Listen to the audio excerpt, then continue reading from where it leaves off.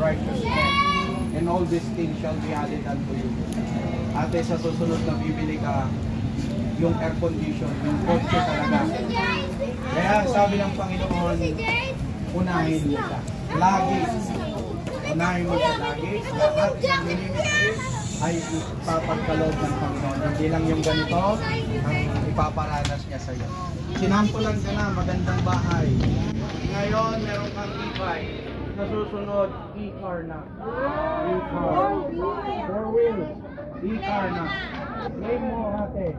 So, pag-pray natin ito, no, Ate Arlene.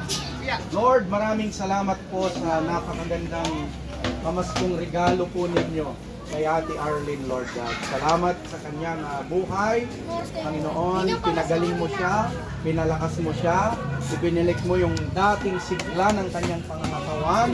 Mas masayatin siya ngayon, mas energy.